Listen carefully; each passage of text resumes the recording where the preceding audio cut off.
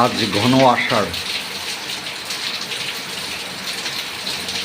প্রচুর বৃষ্টিপাত হচ্ছে, ঘর থেকে বেরোনো যাচ্ছে না।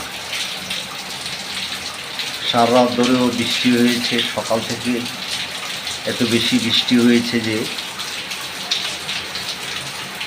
রাস্তায় লোকজন একেবারে কম। আমার বাসার সামনে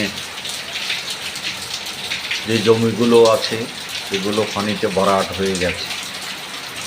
ঝড়ো ঝড়ো বৃষ্টির এই দিনে বৃষ্টির দৃশ্য দেখতে খুব ভালো লাগে।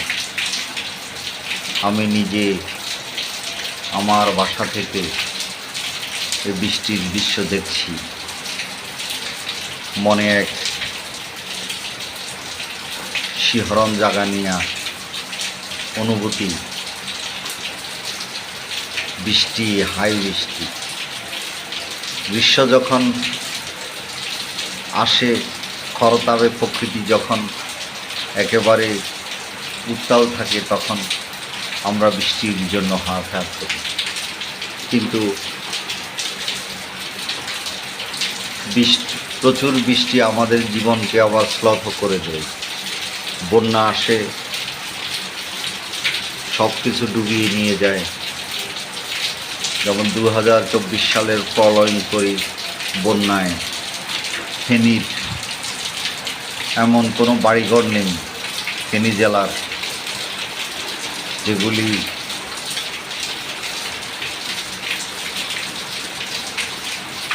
ডুবে যায়নি। আমার বাসায়ও একতলা পর্যন্ত পানি উঠেছিল। এর মধ্যেও কিছু লোক একেবারে প্রয়োজনে বের হয়েছে। তবে বৃষ্টি হলে যারা নিম্ন আয়ের মানুষ, তাদের জীবনে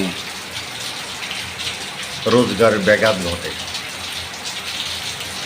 কারণ যারা দিনমজুর কামলার কাজ করে, যারা শ্রমিক শ্রেণী, তারা বসে থাকে।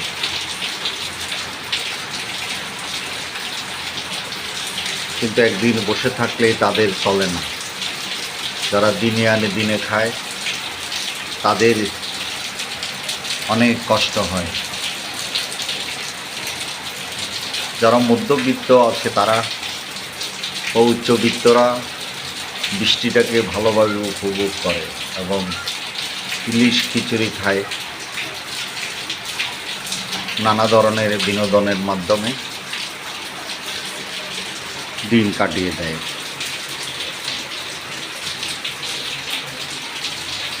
এই বৃষ্টি থামবে কবে? অজস্র এই বৃষ্টি কি আবার বন্যা নিয়ে আসবে?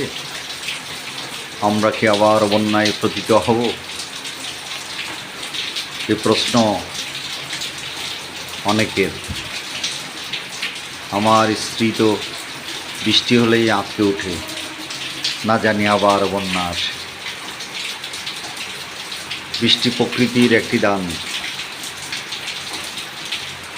বৃষ্টির পানিতেই সব কিছু ধুয়ে মুছে একাকার হয়ে যায়।